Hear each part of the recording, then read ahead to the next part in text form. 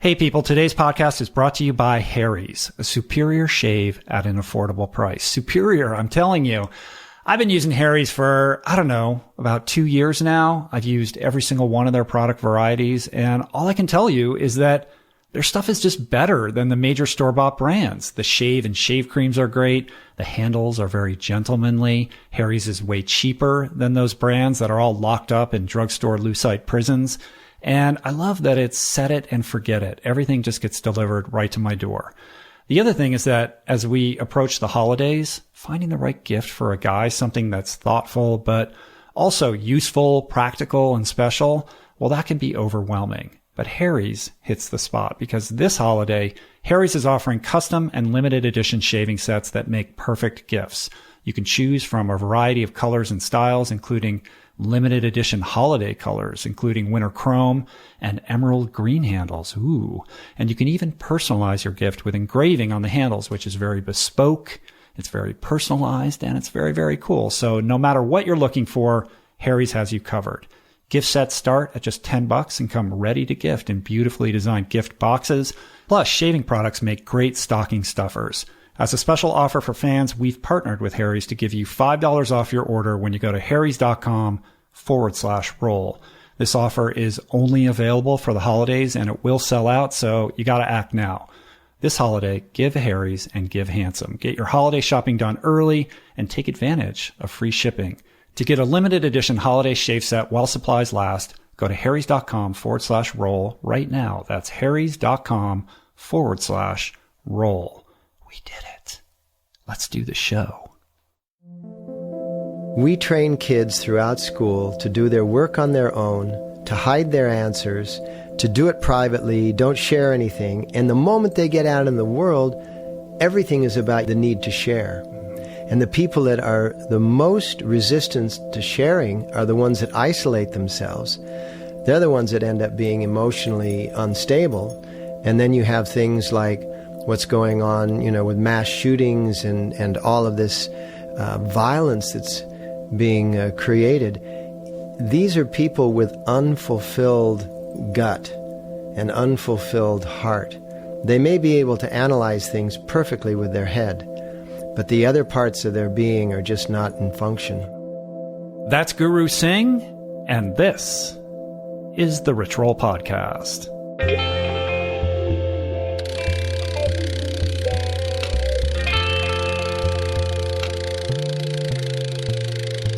The Rich Roll Podcast. Hey everybody, how you guys doing? What is happening? My name is Rich Roll. I am your host. This is my podcast. Welcome to it, the show where each week I go places no man has gone before with some of the most interesting people I can find on planet Earth. Thought leaders and paradigm breakers across all categories of health, wellness, fitness, elite athletics, nutrition, medicine, social entrepreneurship, activism. What else? Environmentalism, entertainment, and in the case of today's guest, spirituality. As we approach the year's end, I thought it would be really cool to reconvene with the great and vast consciousness that helped us usher in 2017, Kundalini yogi and meditation master, Guru Singh. Longtime listeners of the show will well recall our first conversation. That was episode 267 from January of this year, one of my most popular episodes to date. Please go back and listen to that if you haven't already. And since that time, I have spent a considerable amount of time with this man. In many ways, he has become not only a good friend, but also very much a personal mentor, somebody from whom I have learned a tremendous amount. And it just seemed natural to sort of bookend the year the way that we began it by sharing more of this beautiful man's powerful wisdom. For those new to the show, Guru Singh is a celebrated third-generation yogi. He is a master spiritual teacher, author, and musician with a very unique talent for translating ancient spiritual wisdom and practices and philosophies into what I think is a very understandable, modern, and accessible language. It's sort of a fusing of Eastern mysticism with Western pragmatism. And he does all of this with quite a bit of wit and humor and humility and, of course, humanity. And I got a bunch more to discuss about this conversation before we get into it, but let's take a very hard pivot, shall we? A perhaps uncomfortable pivot, and talk about underwear. Can we talk about underwear? Of course we can. Why not, right? Look, there's just no good way to segue into this, but don't be uncomfortable. Get comfortable with MeUndies. Every year, millions of people receive the least liked gift of all time, underwear. But we still give it to our family and our loved ones, even when they don't want it. But maybe it's not that underwear is the problem. Maybe it's the kind of underwear. So let me seize this precious moment in time, the now, the only moment that there is, to talk about MeUndies, the only underwear that makes for an amazing gift. It's basically comical how many pairs of these things I have. They just keep sending them to me, but in truth, I really do love them. In fact, I got rid of all my other underwear because it just doesn't measure up. Made with natural, sustainably sourced fiber, MeUndies are just way softer than anything else I have ever worn. 3 times softer than cotton, in fact. And no matter how many times I wash them, the waistband just never loses its flex. And they come in like 10 zillion styles and colors. Do you like panda bears? Check. Do you like little green army men on your underwear? Got it. Or maybe you're more conservative and just like black? Well, done. They have that too. MeUndies is the perfect gift that everyone is going to love you for. It's a holiday miracle. So this year, don't give underwear. Give MeUndies. This holiday season, to get your exclusive 20% off your first pair of the softest underwear you will ever wear, free shipping, and a 100% satisfaction guarantee, go to MeUndies.com/roll. That's MeUndies.com/roll. Okay, let's hard pivot again away from the material and back to the ethereal with Guru Singh, 3 times softer than your average guru, right? I love this guy. I don't know what to say. In addition to being an extraordinary teacher, behind the scenes, Guru Singh is a guy who has counseled to many luminaries, many CEOs, executives, athletes, artists, including people like Tony Robbins, and also a lot of people I know you've heard of that are just kind of off the record. But he's just a huge, beautiful consciousness. He is like a gift to humanity. But he's also a guy who's amazingly relatable and just honestly one of the coolest people I have ever met. If you ever find yourself in Los Angeles, I strongly suggest that you check out one of his classes at Yoga West. That's his studio. You can go to yogawestla.com to find out more about that. And all of his classes are broadcast live on Facebook at facebook.com/Guru Singh Yogi.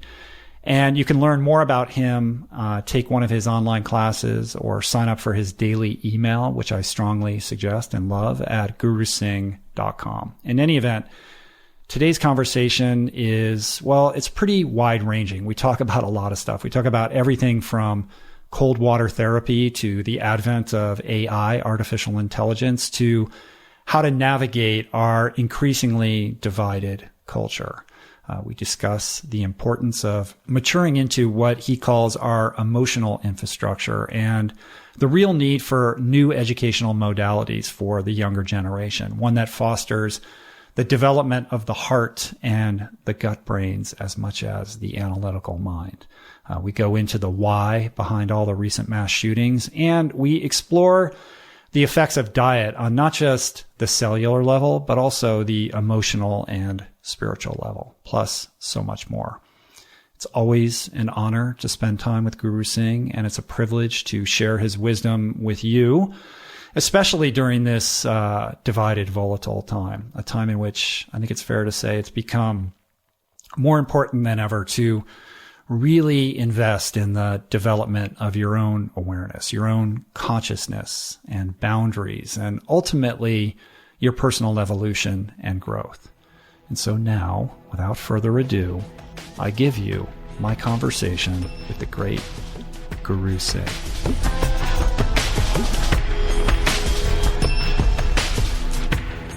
Singh, my friend, it's good to see you. Really good to see you. Super nice to be back in the inner sanctum, the sanctuary. This is my third podcast in this room. I know, man. getting to be a regular. I know. I should just call you up when I'm on this side of town and I need a place to do a podcast. I need some place to do a podcast, and we'll go, okay, we got it. Well, the energy is so good in here, and originally we had talked about you coming out to the house, but the studio space that I have still isn't quite right. And when I started to think about it, I realized, like, well, this is an amazing place to do this. Like, what am I fighting here? Let's go over here. So here we are. This is like a man cave of light, right? Yeah, this is a very specific type of man cave, populated with lots of spiritual artifacts and many, many frogs. Yeah, frogs are... frogs are what we all are. We're that we're born as one thing, and then we evolve into who we are. We're born as what we are, and we evolve into who we are, and that's what a frog is. It's born as a fish, and it then evolves into an amphibian that's able to breathe air. Yeah. Well, I'm part amphibian, so I relate to that. I saw those photos, man, of you had to run across an island, then jump in the water and swim to the next island, and then... Yeah, it was a crazy race in cold water and... With your shoes on. With your shoes on the whole time, all day long, 10 hours in the Baltic. Yeah.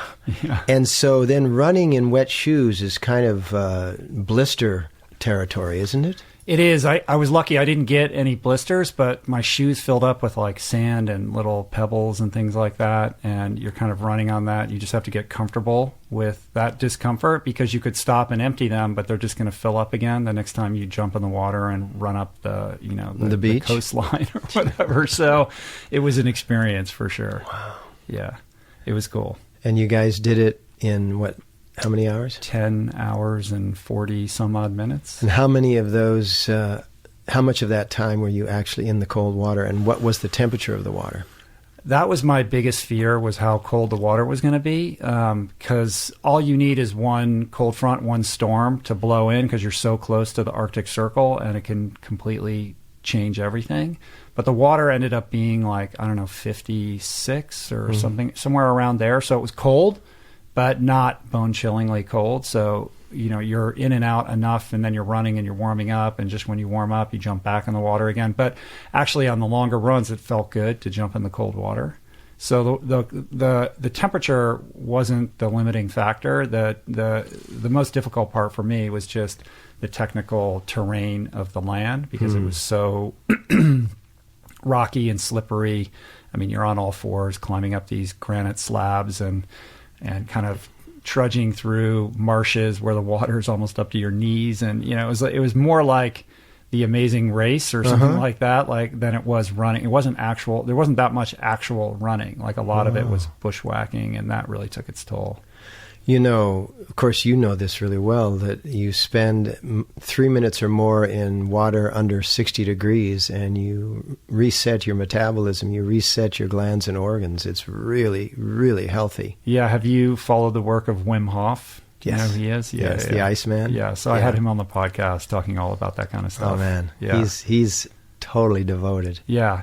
Well, at his core, he's an ancient yogi, that guy. Yeah. And he studied the practices of pranayama. I mean, with him, what's interesting is it's much more about breath work than it is about the cold. The cold is what gets a lot of attention, all the kind of stunts that he does. And what he can do in cold water is amazing. But the breath work is really rooted in the ancient traditions of the yogis. He's found a vernacular to talk about it and teach it in a modern context where people can actually hear what he's saying. And he's had a huge impact. And he's cool. He's got great energy. I mean, he's an amazing guy. Totally. The yogis of the South Asian subcontinent, in the South, were doing hot yoga year-round, right? Because southern India is hot all the time. And so they were doing what would be in the modern-day vernacular would be hot yoga. And the yogis that were in the Himalayas, they were doing it on snow sometimes, right? They would even have moments when they would sit and melt snow with their body. And cold water is a big part of our lives, because we do cold shower every morning to flush. What happens is cold water the largest organ in your body is your skin. Mm-hmm. And so when you get in cold water, it contracts all the capillaries in your skin, forcing massive amounts of blood inside the body. If you leave it in there for 3 minutes, that has completely flushed your glands and organs, and now you're ready to go. Yeah, literally ready to go. Yeah. Well, anybody who does it knows you have this amazing, rejuvenating feeling after you've experienced that. Yeah. And yet, it's still so hard to do. I know. But there's an old saying that no matter how long you wait, the cold water never warms up. No, it definitely doesn't. It's that thing of playing in your head, it's like waiting around for jumping in doing the plunge. Well, you hear all these stories, I don't know what's real and what's apocryphal about the ancient yogis going into the caves and not eating for, however, extraordinary periods of time, and just going into these, breatharian fugue states for, eons on end. And yet the Iceman, Wim, is really kind of doing this in front of cameras and with doctors, and he injected himself with some kind of endotoxin and it had no effect on him. And so it's cool that he's able to kind of carry that practice forward in a way that is visible for a mainstream audience. And that you and I and others, including him and many others, your wife, my wife, etc., are all, reincarnations from ancient yogis anyway. So, we're just here from the future trying to get this planet up to date. Yeah. And I'm learning a few lessons along the way. I know. Imperfectly. Let me just ask you one specific question about that race. What did you start, running or swimming? The first leg was like a kilometer run. Okay. And then a long swim, and then a bunch of short little swims and runs. And then it kind of opens up later in the race. There's a longer swim and the 13-mile run like late in the race, but a lot of in and out. Yeah. What was the longest swim? 1.4 kilometers, I think. Yeah. So all told, it was about 6 miles of swimming and 40 miles of running, 75 kilometers. Well, that's a lot of time spent in 56-degree water. Yeah. That was exuberating. Trust me, I was tired when it was done. But, the Northern Europeans, these guys are Vikings, and you should see how they dance on these slippery rocks. I was falling all over the place and landing on my butt and cursing and, all of that. And these guys are just dancing on these rocks, with incredible grace. So I have a learning curve. If I decide to go back to that race, I have plenty to go back to the drawing board on to improve. Do they do it yearly? Yeah, I mean, the guys that won are Swedish Armed Forces guys, and from what I can tell, a big part of their job is training for this race. They're training on the course. They know exactly what rock, to climb out on, and, they know it like the back of their hand. So and it's cool. It's called an advantage. Yeah, a little bit, but it's a really cool subculture. And the race directors have injected this event and this sport, which is growing, with a really beautiful ethos of preservation and sustainability. Like they have a no litter policy. If you drop any kind of like a gel or anything like that on the course and you get caught doing it, you're disqualified. Like it's all about respecting the beauty of this incredibly challenging and natural terrain. So it's cool. Are the islands inhabited? They are, but the population is very low. And during the winter months, like almost no one's out there. Like the island that we finished on, I think it has a population of 40 or something like that. And they're tiny little islands, so there's little cabins there and people have small farms and I think it's like a very insulated community where people are living really simple lives. And there's something really amazing about that. Yeah, and that it was that part of the world and a bit further south that created the lifestyle that neither you nor I have any part of, being vegan. But when, the early migrations of pre-humans and humans were adventuring through the lands of what's now Europe and Russia and have you, and the ice ages struck, food was destroyed, And humans who are biologically plant-based beings, right, all of a sudden had to eat all these flesh foods. Mm-hmm. So those are the areas, they're really pristine, they're really beautiful, but if we were to be in a sustainable situation year-round, it probably wouldn't work out. Yeah, humans are incredibly adaptable, though. Mm-hmm. You know, we know how to survive. There's plenty of things that we can eat to make it work. But one thing I took away from that experience was noticing the happiness quotient in that part of the world, and people who are living these simple lives are incredibly fulfilled and content, and in contrast to, you know, Los Angeles or the way that we live, do live amazingly sustainable by comparison. And that's something that, you know, I wanted to get into with you. You know, we've moved so far away from that biological imperative of living, you know, communally and connected with our neighbors. And, you know, as you wrote recently in one of your morning prayers, we're at, 7.3 billion people on the planet. Actually, 7.5 7.5 now. It changed that much since I last checked. It goes so quickly. Yeah, and quickly approaching 10 billion. And with that, we've been very good at creating physical infrastructure to support us through factory farms and superhighways and mega cities and the like. But we have not been so good at maturing our emotional infrastructure. Can you imagine a child in kindergarten, first grade, having a course in courage, having a course in confidence, and then, you know, going out through second, third, fourth grade with those kinds of courses? How about a course in mid-teens of dispute reconciliation? Mm-hmm.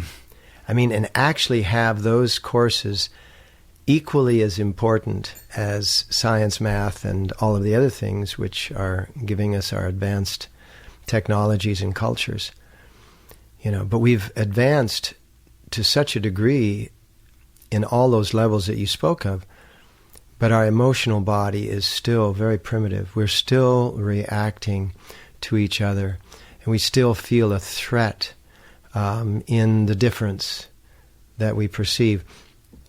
Look at how many people across the world still actually believe that the paint job on our body means something, right? Mm-hmm. The color of our skin. And how many people feel that their lives and their lifestyles are threatened by the difference of someone else's lifestyle. And these are just emotional opportunities for us to really enable that which you said was 10 billion people on this planet, you know, to live in harmony. Because if we have problems with the numbers that we have today, we're not going to get anywhere close to 10 billion before we pull the plug on it. Yeah, it as optimistic as I am by nature, there's a bleakness, this veneer of bleakness that kind of covers everything and definitely infuses my perspective of it, and informed by, you know, the unbelievably divisive society that we find ourselves in right now. You know, it seems as if we should have matured past our differences over our paint jobs, and yet that seems to be coming up as, you know, one of the biggest issues once again. Like, how can we not have overcome this by this point? Well, I look at it as that people like us, you and I, and our families and our circles, are the ones that are in need of showing up. And to me, this world is like a one-room schoolhouse, or as I've now started to call it, a one-room daycare center. You know, I've downsized the metaphor, or downgraded the metaphor. If we are that one-room schoolhouse, we look across the planet and we see people that are all seemingly physical adults, and many of whom are emotionally not mature. The consideration of skin color, sexual orientation, gender, etc., is all just an immaturity of the emotional body when we find that being a fabric of judgment. And when you have that, what you're looking at is, okay, everybody is showing up, but it's kind of like Lord of the Flies, where it's all haphazard. Mm-hmm. And people like us need to turn it into a more appropriate setting in a gentle way. I look at it as that we've got about 30, 35 years before the bell curve starts to slide down the backside. And in those 30 to 35 years, we will need to, that gives us enough time, but we will need to multiply ourselves, not in reproduction, but in actual information dissemination, where people are understanding that it's their fulfillment that gives us that gives them a sense of being able to sit in the presence of something that is completely different than they are and not feel threatened. When you have, Chinese call it qi, in yoga we call it prana, in English it's called life force. You have it all the time. When you have that sensation that you have at the end of a race, not that you're completely exhausted from, but that you're really exhilarated from, that is a life force that is moving in you and that is really fulfilling you. And when you walk in that state of grace, and any of these differentiating factors are in front of you, you see them as all similars, mm-hmm. all similarities. And that's what we need to teach people to do, is how to not just pacify themselves with food, not just pacify themselves with comfort, but to really activate, right down to the cellular structure and open up their mental capacities so that this emotional body can fulfill itself in a presence that is so profound that no amount of difference is a differentiation. But we're in a zero-sum game. That's the game most people are playing. Mm-hmm. Like, there's only so much going around. And now this sense of lack and urgency seems to be heightened, right? So if you have, then I have not, or you're a threat to what I potentially can have, or he has more and I want what he has. Mm-hmm. So there's a lot of mental barriers that we have to overcome to reframe the paradigm about how we're sort of living our lives on a daily mm-hmm. basis, right? I mean, we're being stoked by fear everywhere we turn, even the billboards when we drive down the streets here. The messaging is diffuse and everywhere, and it becomes almost impossible to kind of escape the clutches of the culture that wants to hold us in this place of being afraid, of judging ourselves by what we have and don't have in mm-hmm. comparison to our neighbors. And I think this is, wedging this divide that is being, stoked by our government and people who are lining up on both sides to fight this battle that is just pushing us further and further apart from the solution. There's a great study and a series of books. It's called M-Brain, and the M stands for multi. And doctors are talking about the brain in your gut, mm-hmm. and they have neurology in the heart, and they're talking about the brain in your heart. And then there's the brain in your head. Well, the brain in your gut is what connects. It either connects you with nourishment, it's how you digest food. The brain in the heart has a unique quality because it actually encompasses both the heart and the lungs. And both the heart and the lungs exert to give and then have to completely relax to receive. The brain in the head is all we educate. And the brain in the head is analysis, differentiation. It's very two-dimensional. It's very right, wrong, good, bad, yes, no. So if all I'm doing is walking around with the brain in my head educated, and I'm a bit ignoring all of the other brains, then I am unfulfilled. And I am seeing that what you have, I want. I am seeing that you having it means that I can't have it. And there's a limited zero-sum factor involved. But if I'm connected with my gut, if you and I are connecting at the gut level, which is where you get your gut, sensation, then what you have, I have. And your happiness is actually my happiness. Think about the heart brain, which is one of the most interesting factors. And that is that in order to receive, I have to completely relax. Most people are in this world and they're getting. In other words, they're striving to get, striving to get, striving to get. Well, if you're always in that hyper-tense striving to get, you never receive. And so if I never receive what I've gotten, then I'm always going to need to get more. And this is where greed comes from. This is where overconsumption comes from. This is why we're deforesting the entire planet.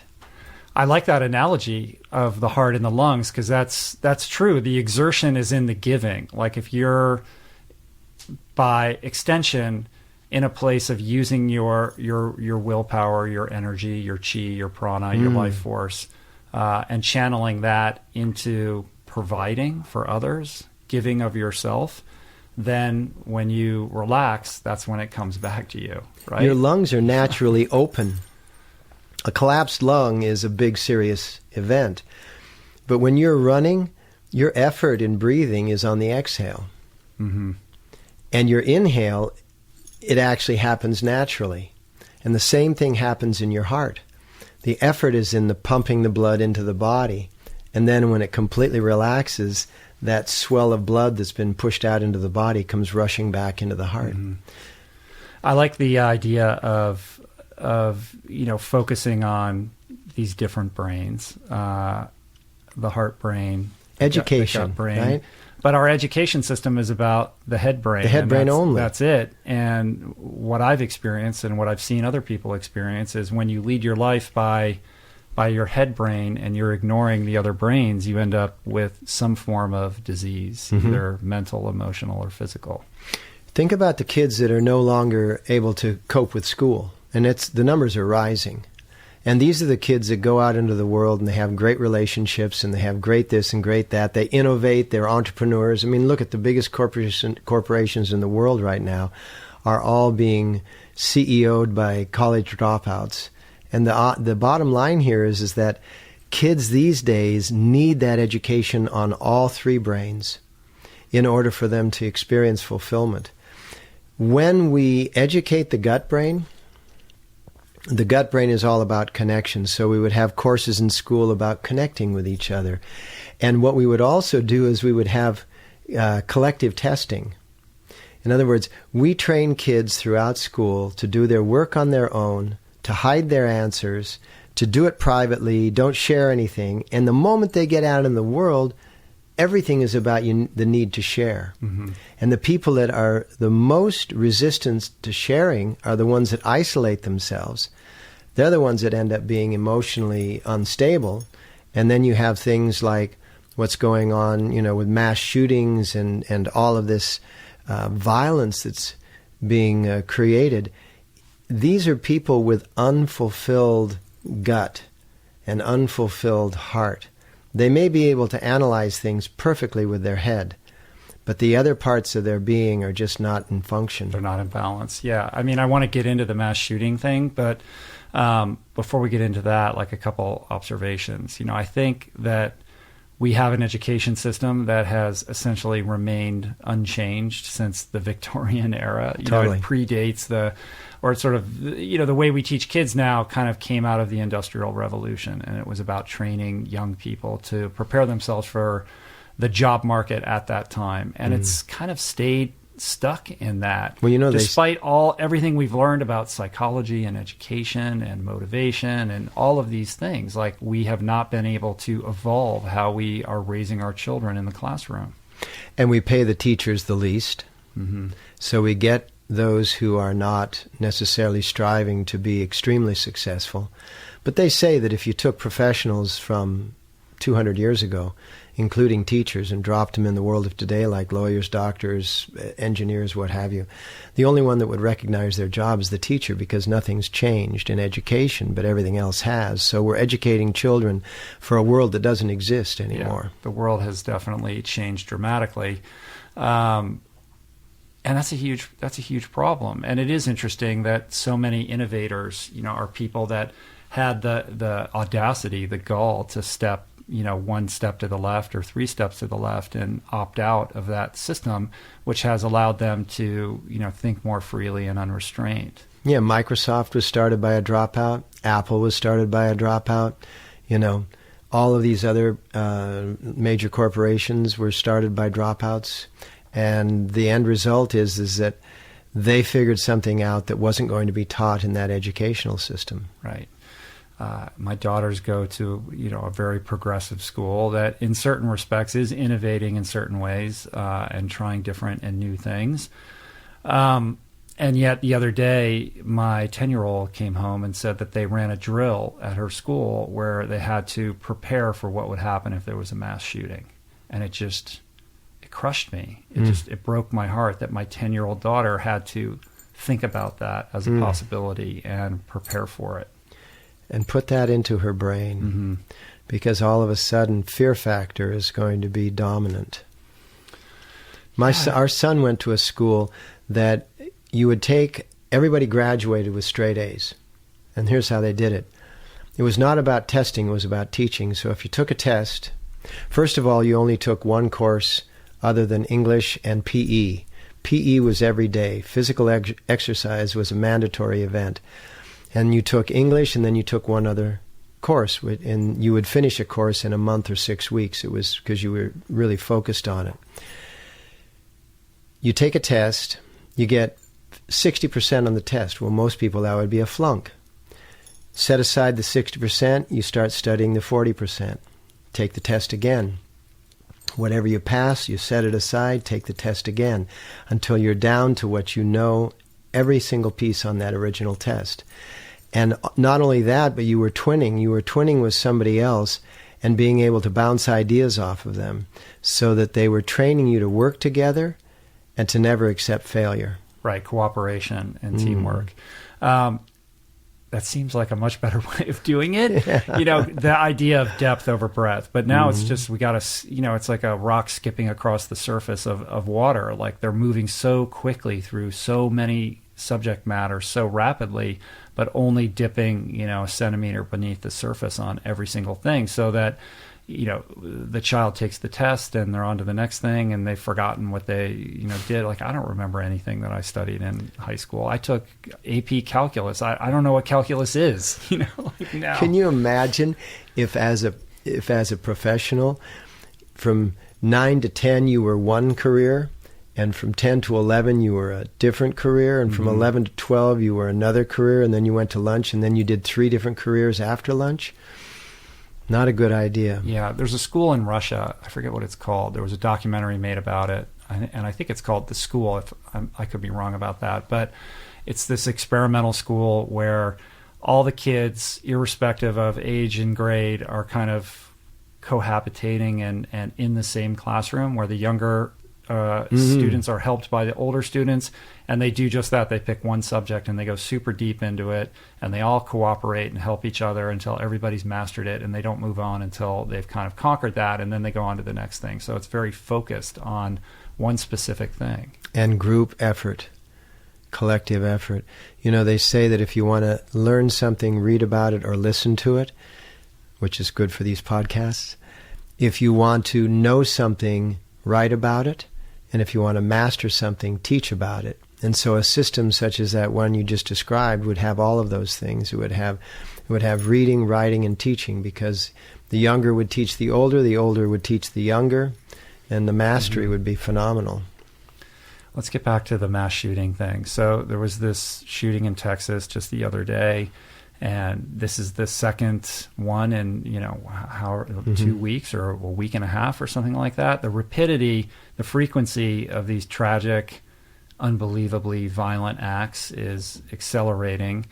And this is unprecedented. I think those were, like the last two were two of the most devastating violent in the last 35 or something like that. What is happening in our culture? Why is this going on? And what is the malaise, the sickness that lies at the core, the locus of what's going on in our culture that's leading to this, and why is it happening now? If you look around the world and you see industrialized, and I use quotations, civilized nations, the only one that is having this kind, that isn't at war, that there isn't an actual war being fought on their soil. So that takes away Syria and Iraq and Afghanistan and those places that are, there's serious combat taking place. But you think of the United States and Canada and Mexico and Brazil and Russia and UK and France and Germany and all of the other countries around the world. There is only one country in which this is happening at this level. And you got to realize that America is more than a nation, is a commercial organization. And so commerce will take precedence over health. We're the only major nation that has created an industry out of healthcare in which there's profit in a company when a person gets sick. And so that really changes the game. We're the only country that has this free form of weapons that can just be sold in shows and unregulated circumstances. And somebody supposedly has a database that background checks are run through. But then it was oops, we forgot to register this guy's violent nature with the database. And the oops is always on the side of commerce. Because anytime there's a mass shooting, the sale of weapons and the sale of bullets and the sale of all of these things goes skyrocketing. And the stock prices of the publicly traded weapons companies goes skyrocketing. And all of this incredible capitalist, and I'm not saying there's something wrong with capitalism, but there's something wrong with having capitalistic needs over human needs of health and actual safety. So we have a country that is focused on the marketplace, more so than any other country on earth. Therefore, it demonstrates its ability. You said something about the happiness factor of the people where you were running is much higher. The happiness factor in America is very, very low because we are focused on capital markets rather than collective health, collective well-being, family unity, etc. Yeah, I think that all of that is correct and right, and I would agree with that. And I think also, beneath the surface of that, or as you dig deeper, it is about the disconnection. This is an illness, not just of the human beings that are perpetrating these acts, but an illness of our culture, right? It is a dis-ease that I think is being driven by dissatisfaction and depression and disconnection because of the way that we lead our lives. Like if we were living in a communal, village-based society where there is accountability and there's joint purpose and there is a collective understanding about how each and every person is contributing, then I don't think that you see these things. Because even in these war-torn parts of the world where firearms are, proliferate and there's plenty of guns around, they're not going into their own communities and decimating people. Right. That's just not happening. So fundamentally, the individual who is the perpetrator of these acts is almost an agent or an example of a larger malaise that I think is a chronic condition of and an indicator of where we are at as a culture. If we were educating children as an emotional creature as well as a mental creature, we do a little bit of physical education, very little. The diet is terrible across the board. But if we were to check out the physical education, check out the emotional education, as much as we focus on the mental education, then what you're saying wouldn't be taking place, because connection would be paramount.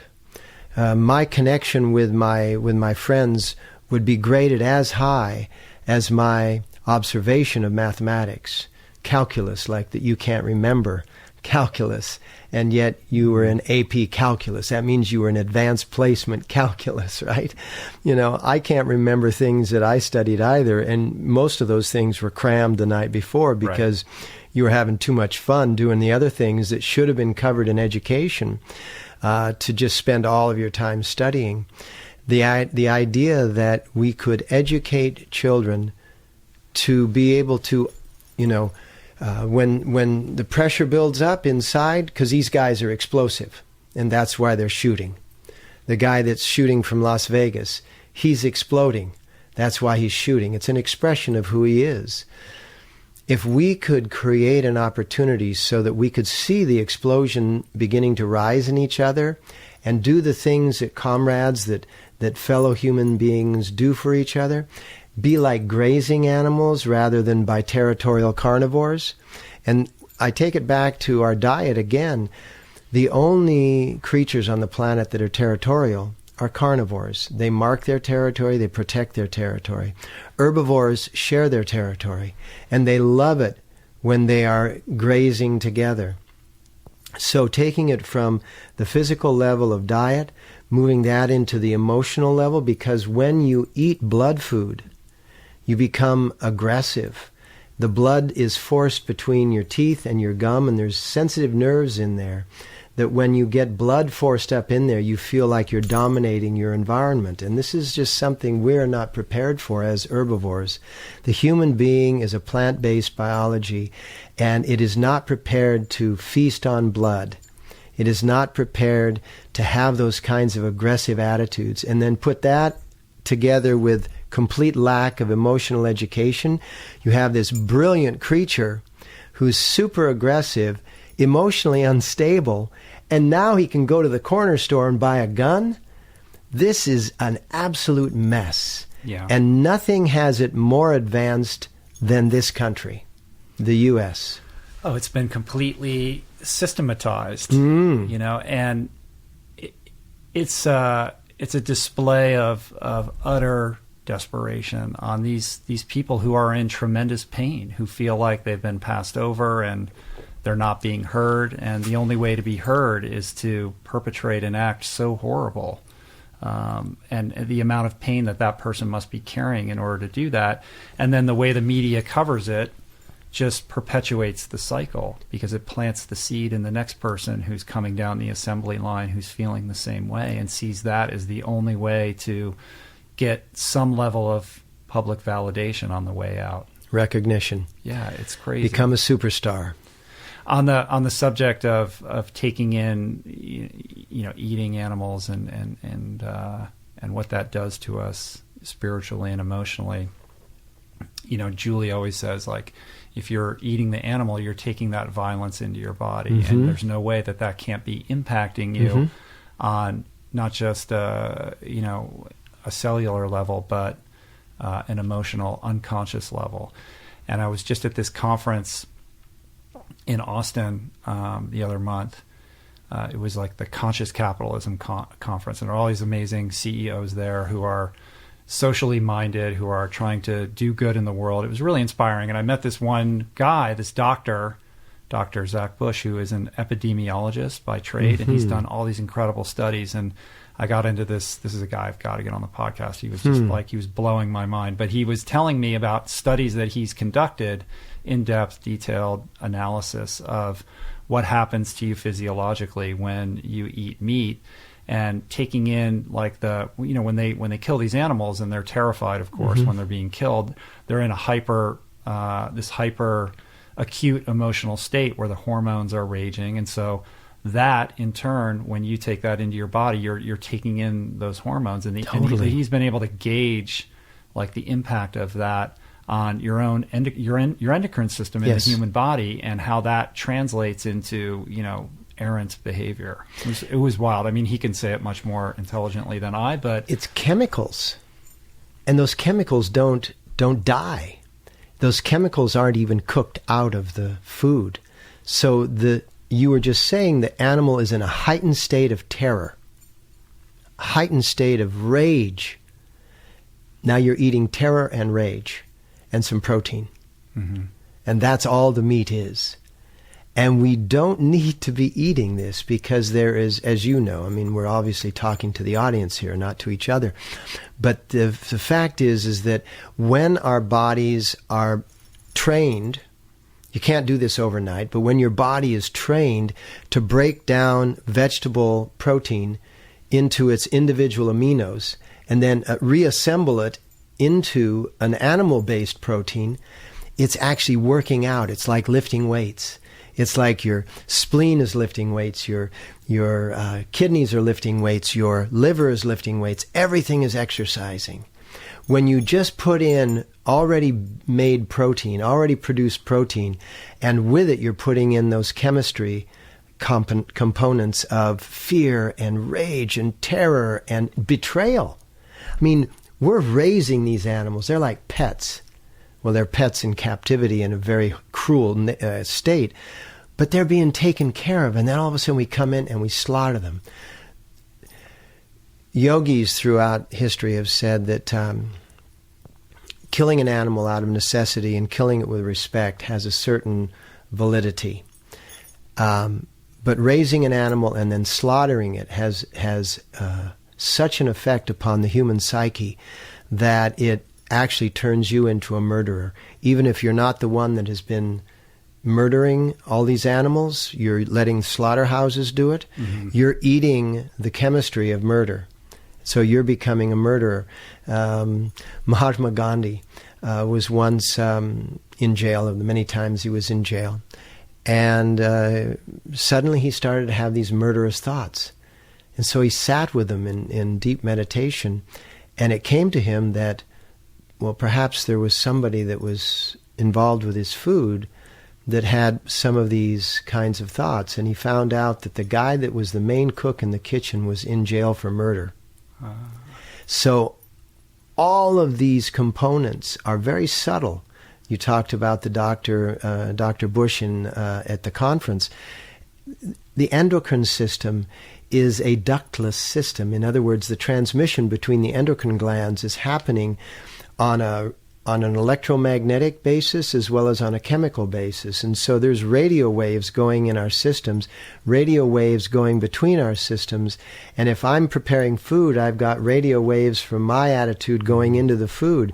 In the Buddhist tradition, they always had the highest monk being the cook. And then everybody was eating the highest food that could be prepared. Yeah, Julie always tells a funny story about a yoga retreat that we went on when we had first met, and we would go to the center, and it was this place nearby, and it would be all vegan food, and the food looked delicious, but everybody got sick or everybody just felt terrible after eating this food. And it turned out that the person who was preparing this food was just a very unhappy, angry person. And so, she was injecting the meal with all of that angst and energy. Yes, and it seems exactly. like, okay, well, this is a crazy hippie idea or whatever. But totally real. But I think that there's truth in that. And so Julie's always like, look, you can prepare the most beautiful plant-based meal, but if you don't prepare it with the right mindfulness and spirit and approach, then you're missing the point. And what was great about Dr. Bush is, look, you're Guru Singh, you're a Sikh yogi, musician guy. I guess I'm a hippie, I don't know, but this Zach Bush guy, he's legit not a hippie at all. He's not a vegan activist or anything like that. He's just this is what the science is showing me. Yeah. Well, that's what we're going to need to convince the convincible. And not everybody is convincible. It's a one-room schoolhouse once again, and we go through many lifetimes and many incarnations. And some of those incarnations are on this earth, and some of them are on other planets that are like this earth. And those of us that have been into the future, which means we've come from planets that are 10 years, 100 years, 1,000 years, 10,000, a million years more advanced than this one, and we come back to this planet, we are actually from the future. And we're the ones that are actually the ones that are responsible for this one-room schoolhouse, this one-room daycare center. We're the ones that need to show up. I feel that we're the ones that are responsible for the mess because we're the ones that are responsible for cleaning up the mess. And we're the ones that have to show up in big numbers. I mean, big numbers in terms of what it's possible is somewhere in the neighborhood of, 22 million right now, 22, 23 million. But with our awareness, we could shift this planet so remarkably. Think about it. The iPhone has now been around for 10 years. And everyone on the planet is totally screen fixated. Think about what it would be like if we were 100 years in the future and what we would have advanced to. We may have already gone through the crises that we're going through here on Earth. We might have already gone through the collapse of society that we may be experiencing in the near future on Earth. And we've come out the other side. So we've lived on those planets. We know the secrets of how to get through it. We've been sent back to here in another incarnation to kind of cross-pollinate that awareness. Now it's our job to awaken that awareness inside of us. And we do awaken it by going on crazy races in the Baltic Sea. We do awaken it by in deep meditation. We do awaken it by doing yoga. We awaken it through all these methods. We're the ones that need to show up because we have to then take, like an adult would in a daycare center when two kids are squabbling, only in this world they're squabbling with weapons, and throw our arms around both of them and say, okay, we're going to take a time out. We're going to go walk out in the fields. And however we end up doing that, we may not even know. Just like 50 years ago, a touch screen was unthought of. And now a touch screen is in everyone's pocket. So the technology of how we will emotionally take care of that move, we may not know yet, but if we really force ourselves into a corner, we're going to discover that means. And that's what I'm working for. I'm working for discovering the means of creating the impossible, the ability to go into really, really high tense situations and find peace and find calm. And so how does one comport themselves if we take a case study? Let's take the shooting at the church the other day, right? And given the fact that we're all screen obsessed and everyone's staring at their iPhone, what I spend a lot of time thinking about is how do I leverage the platform that I have and the audience that I have to communicate in a way that can sort of elevate the conversation and raise the frequency beyond thoughts and prayers, or by taking a side and pushing back and fighting. And so what happens to me is I don't really know how to navigate that in the best way. And so often I end up remaining silent on issues that I have an opinion on, or perhaps I could provide a perspective that would be helpful, but I'm not sure the best strategy for approaching that and being an agent, like sort of trying to be that agent of positive change. Well, I think being silent is sometimes very helpful because another opinion isn't necessarily the answer. And so I'm with you on that. I look at it in these kinds of realistic terms, and some of it seems realistic to the listener and some of it will seem a little bit of a stretch. But a bee is leaving the hive and it's in need of a flower. And so it flies into the air, and there's pheromones in the air, there's fragrances in the air, there's colors in the air, there's all of this that are coming from around its environment. The environment can be a few miles away, but the bee is still sensitive enough to be able to pick up on those messages, the fragrance messages and the color messages.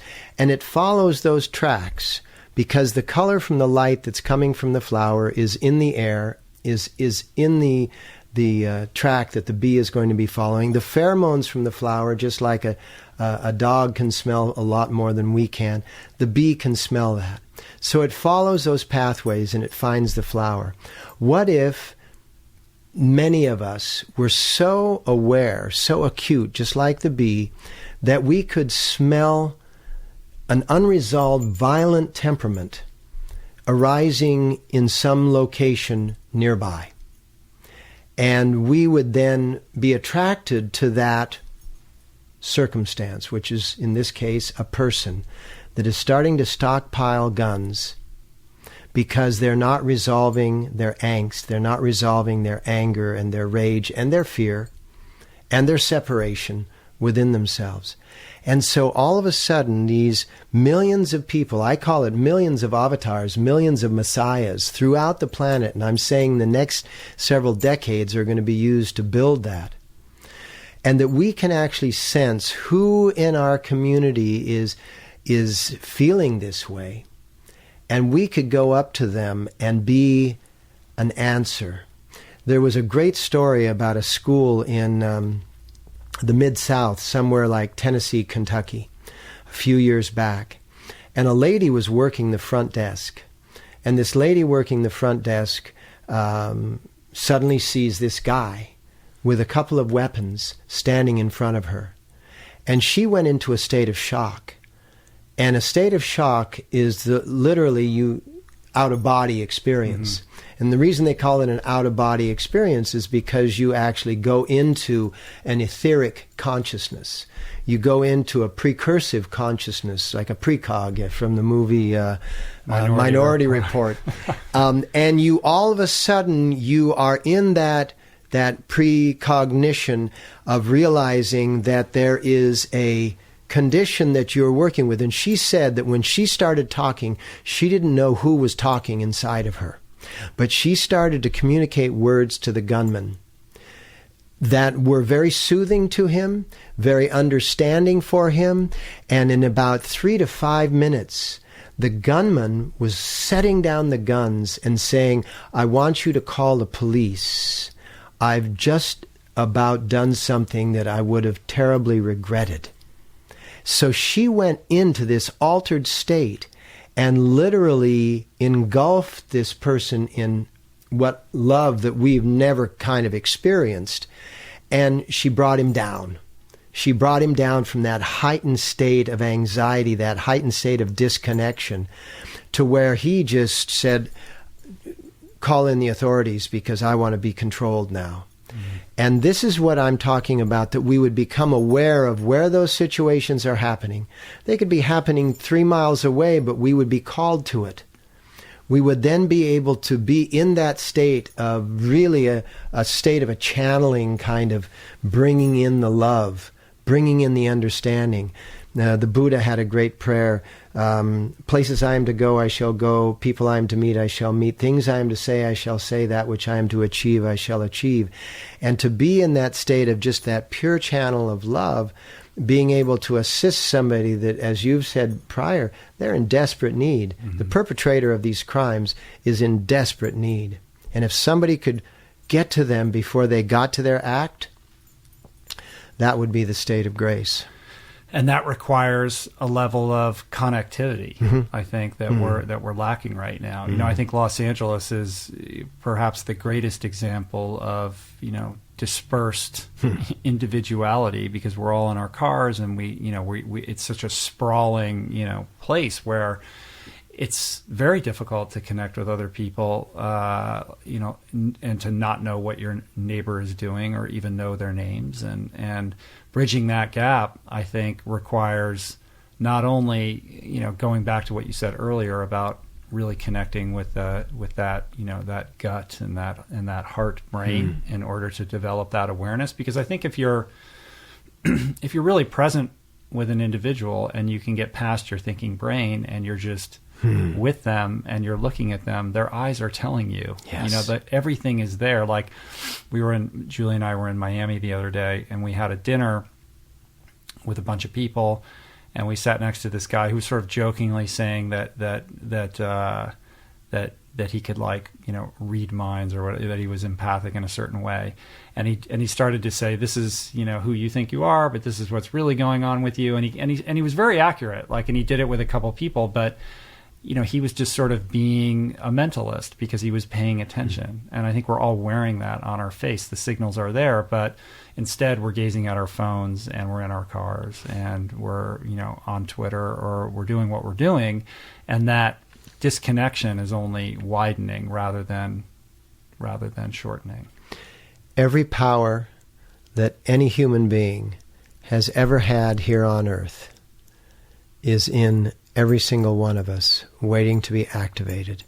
It's like you have almost the identical genealogy that I do, as the identical genealogy as everybody does. We're like within micrometers of our DNA, and yet which one is activated? In you it's brown eyes, in me it's blue eyes, etc. Which one is activated in our, let's call it superpowers? The superpowers of the Buddha, the superpowers of Lord Krishna, the superpowers of Muhammad, the superpowers of Jesus, the superpowers of Zoroaster, of all of these incredible human beings that have walked the planet at one time or another, exist within every one of us, every one of those superpowers. And therefore, it's time not for another great leader, it's time for great leadership. And that means that all of us who have an inclination to sort of question the current way things are going and not try to get onto it, right, and get ahead of it, but actually to get under it and stand under it and understand it and support it, I can develop all of these superpowers. And I'm not talking about we need to walk on water, which would have been very helpful in your race. That would have been good. Maybe if I spent a little more time with you before the race. We got it. But what I'm talking about is the superpower of compassion, the superpower of empathy. That let me not necessarily read your mind in a kind of in a small way, but let me read your being, and let me find out, is there anything that I can do for you? Being of service. This is what is going to have to take place on Earth. It's time for a superhuman race, which is going to arise out of the existing human race. The kids that are graduate students in the game of life, in the school of life, are going to have to rise to the occasion and really set the pace. Right now, those of us that are in these kinds of podcasts are, thought of as, you call yourself a hippie, or they say woo-woo, and all of this. I don't think of any of this stuff as woo-woo. I think of it as all just pure science and technology. Well, the science is always present in all of your lectures and sermons and in your daily prayers. Like, you're always talking about physics and biochemistry, and it's interesting. I think that's important, right? Like, you're super into science. I am. Right? There's one that's going to come out. As a matter of fact, I was working on it this morning, so it's coming out in a few days. They have discovered a crystal out in deep space that's actually a quantum crystal. It's like so tiny, it's not even nano. A nano is 6 carbon atoms. This thing is below the atomic structure. That quantum crystals that do not apply themselves to the Newton's third law of motion, which is for every action there's an equal reaction, and that which is in motion tends to stay in motion. This thing, the moment an action takes place on it, it multiplies the action, like in multiples of thousands. And so an action has a reaction of phenomenon. This is the exact same quantum crystal that is in our spinal fluid, and the fluid around all of our ganglia, our nerve centers, which is our brain, our spine, the gut, and the heart. And these are those nanocrystals through which the light of consciousness shines.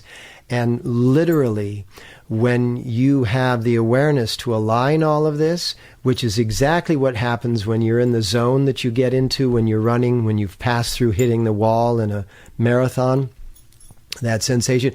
Or remember Sleepy Floyd of the Golden State Warriors? Mm-hmm. His average points per night was, this was like decades ago. It was a long time ago. Yeah, 13 points a night was his average, and one night he hit 55 points. And they said to him, so what happened? He said, I don't know. He said, I dribbled down the court, and the basket was as wide as the whole court. No matter where I threw it, it went through.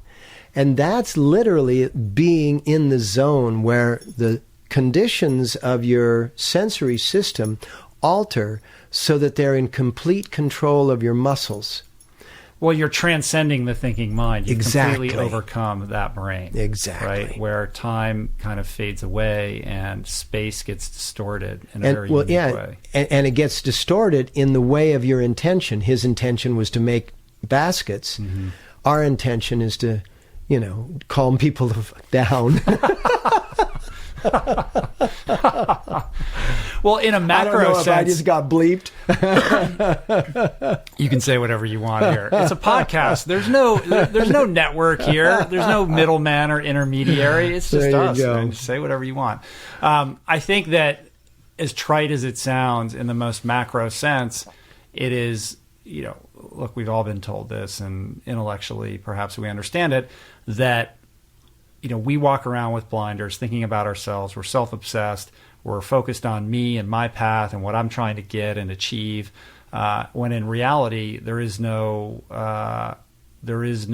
disconnection between any of us. And we truly are one. We're one living, breathing organism on this spinning globe that's spiraling through space as a spaceship. That's the truth of the matter, right?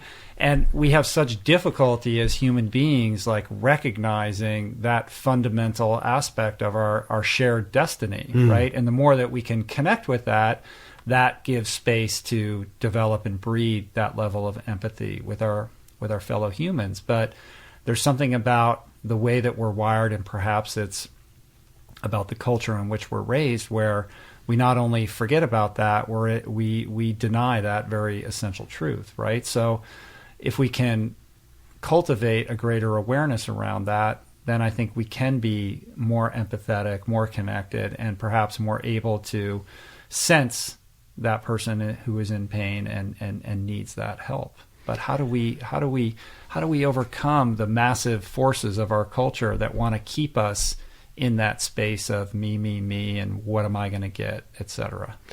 We feed ourselves. We breathe ourself. And these are the functions that we have made important. We have made it important that I have my air, that I have my food, that I have my house, that I have my car, that I have my life, that I have my job, and all of these... And my problems. And all of these my orientations have become what we educate the head brain to achieve the answers to. But in fact, when you sit in a consciousness that is expanded, when you sit in a consciousness that has an awareness of what you were just talking about, that we are in fact one being on this planet, the spaceship sailing through the stars, you break that down, what we are is we are an electromagnetic event. You're an electromagnetic event, I'm an electromagnetic event, and what you have done is you have gathered the density of body around your electromagnetics. I have gathered the density of body around my electromagnetics. What we have gathered that density from is the ocean of potential matter in which we live. So we are all bringing our body from the same ocean of potential matter. And in that, we are all one. It's almost as if there's this fluid that then becomes a gel, that then becomes ice, and it gets more and more solid as it becomes rich, as it becomes Guru Singh. And so we are sharing matter. And we are looking out from the center of our conscious awareness in this vehicle that appears to be me and appears to be you, but in fact it's we. And that we're just two perspectives. I looked at a joke the other day, a cartoon, and it was a big 9 to one side and a big 6 to the other side. And the title under the cartoon was matter of perspective. And that's what, when you say mine, right, and you're referring to yours, if I was in your perspective, if I put myself in your shoes, it would serve me, and vice versa. And so here we are, we're these electromagnetic beings that have consolidated the matter around our center core, but that matter that we have consolidated is mutual. And so your health is going to improve my health. Your well-being improves my well-being. This is the awareness that we have to teach kids from the age of 3, 4, 5, and so that throughout their lives, they're working for each other and with each other, not competing at each other. Right, that was the subject of one of your other daily prayers, right? It was like cooperation. Cooperation. Over competition. Mm-hmm. Well, I understand that there can be friendly competition just to make you better at what you do. But that's, the most unfriendly of all competitions is war. Mm-hmm. But every other competition could just make you better at what you do, make your body better, make your mind better, make your emotions better. Well, and I mean, sports is a vehicle for teaching cooperation and teamwork through competition. So they're not necessarily, mutually exclusive in a binary way. Correct. And the key here is that we are all one. And, philosophically speaking, it's a nice phrase. Oh, yeah, we're all one, But if you break it down to where it's actual science, we are all one. We are, think of it in terms of the way the cells came together, right? The one-celled animals came together, and the first multi-celled animals were called colonies. They all ate for their cell. They all shit for their cell. They all lived and died for their cell. And then pretty soon what they did was they started forming specialties. And so some became the eaters, some became the blood circulators, some became the respirators, and that became a multi-celled animal. Well, right now we're at a place where we're so numerous as single individuals that we're going to have to start working with and for each other. Otherwise, we can't continue to be at each other. But in certain respects, we are, as human beings, almost like the red blood cells of these larger organisms that we call cities and societies. Yeah. I mean, if you're flying on an airplane and you look down on Los Angeles, it's like a giant virus on the planet that's being fueled, and fed by human beings running around, moving things around for us. Isn't it crazy to see that? Insane. It's like you're going, I'm landing in that? And we are innovating our replacement through technology. Mm-hmm. The advent of artificial intelligence is starting to come online here, and that presents a very interesting conundrum for the human condition. I think we are literally creating the next evolution of the human beings that perhaps will render us irrelevant, and maybe that's a good thing. I don't know. But this is happening. Did you see where Saudi Arabia just granted citizenship to the robot? Yeah, I did. And these robots are basically domestic servants. They're the ones that will take care of your house, but they have a vote. And they have that citizenship, that autonomy as a citizen of the country. Yeah, that's an interest. That's a bit of a stunt, especially in a part of the world that still has a lot of challenges with human rights and equality and all of that. But even beyond that, just the idea that we are creating sentience in a way that we don't consider life because it's not based on organ systems as we understand it, but perhaps is just a new form of life that we have never conceptualized before, like the tadpole turning into the frog. Do you know that particular... Yes, and out of intense request, which is the nature of crisis. Crisis is an intense request for some kind of change. So, yes, in some of those countries where they are quite backward in their relationship between the gender, right? between men and women, quite backward in their relationship to sexual orientation, quite backward in their relationship to who does the heavy lifting in the society. Wouldn't it stand to reason that they might have the most extreme anomaly that would take place, like granting citizenship to something that doesn't have an actual beating heart? And that what happened all those billion years ago when the single-celled creature started to team up with another one, and then all the single-celled creatures of consciousness around it went, hey, that's not real. That's just two things teaming up. But it kept progressing and it kept progressing. The doctors now are saying, okay, well, you have an artificial lung, or you have an artificial this, or you have a kidney transplant. So who are you? If you've had all your organs transplanted from somebody else, who are you? Are you the transplantor, or are you the transplantee? And who is existing in, and what is consciousness?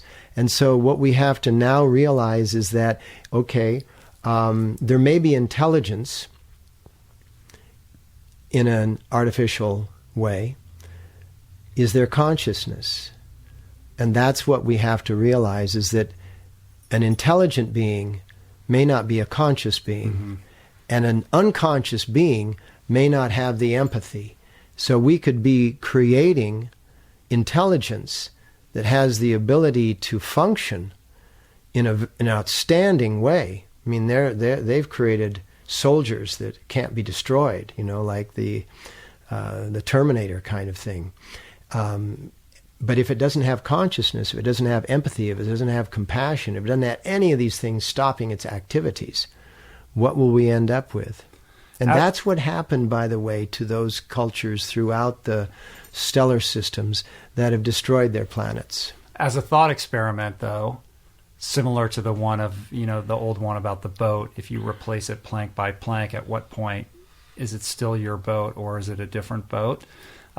Similarly, if you take AI and it continues to iterate and it continues to develop and it becomes better and better and better as a predictor of human behavior, and it becomes so masterful at basically being able to outwit, outsmart, out-answer any human being and mimic empathy and happiness and sadness and depression, that it becomes so indistinguishable from a human being.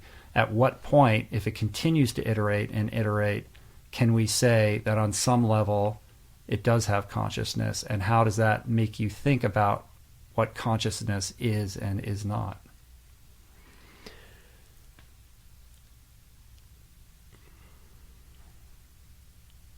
That was a heavy one. It reminded me of Monty Python. Yeah. Guy comes ashore, sticks a stick in the ground with a piece of cloth waving on it. Says, I hereby claim this land as far as it travels for the emperor.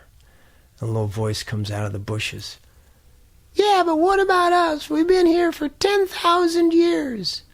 And he kind of looks around dumbfounded and he says, yes, but do you have a flag? Right. So, what is consciousness? Right? What is that? And can that creature reproduce itself, or does it have to be produced? Can it rebuild itself? Let's presume that it can, and that it becomes so adept at it that it becomes self-improving. And when you apply Moore's law to that, it continues to replicate and improve and produce at rates so quick that before a blink of an eye, it's 10,000 times better than it was 10 minutes ago. And there are planets throughout space, because this is not just a single universe. I think we spoke about that before, but it's just divots in a megaverse, and every universe thinks it's the only one because it can't see anywhere beyond itself. But there are ancient universes that have already gone through what you just described. And it will be interesting to travel in our conscious awareness to those places to get the answer to your question, because there is that going on. Because if it can be thought of here, It's been thought of in many places. I always look at this place that, they call it infinity, right? And it's got to be infinite, because if it's not, it's got to stop someplace. And if it stops someplace, then there's got to be something on the other side of the stop. And so it just has to keep stopping and starting and keep going and stopping and starting and keep going. So it's infinite, no matter how you break it down. In some place in this infinite event, what you just described is taking place full force. And the only way to know the answer to your question specifically is to go visit those places. And the only way to visit those places currently is to visit them in your meditative consciousness in a deep, deep, deep way. Then it would take some effort, but I'm sure that we could come up with the answer to that. Yeah. You haven't visited there yet?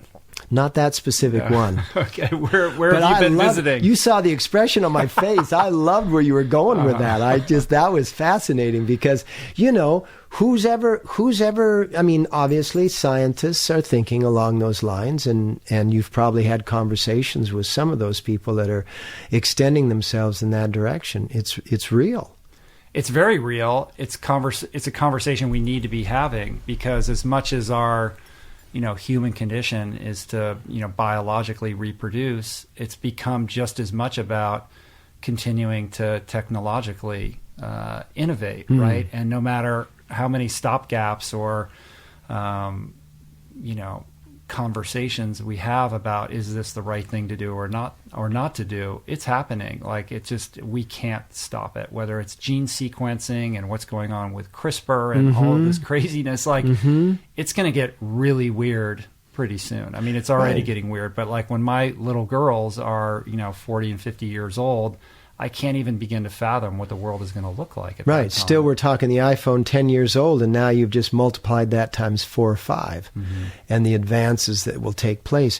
And by the way, when we're talking about what you were just saying in the AI and the betterment and the self-betterment and the mimicry of compassion and empathy and all of those things, we're not just talking about something being made out of non-organic matter. We could be reproducing these things out of biomatter, and we could be reproducing these things out of waste matter, and this could then become a full-fledged biological entity that's able to reproduce itself kind of germ-free.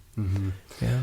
I don't even know if it matters whether it's biological or inorganic. I think we have to expand our thinking about what we contemplate as life. And inorganics could sure eliminate the problem with virus and bacteria.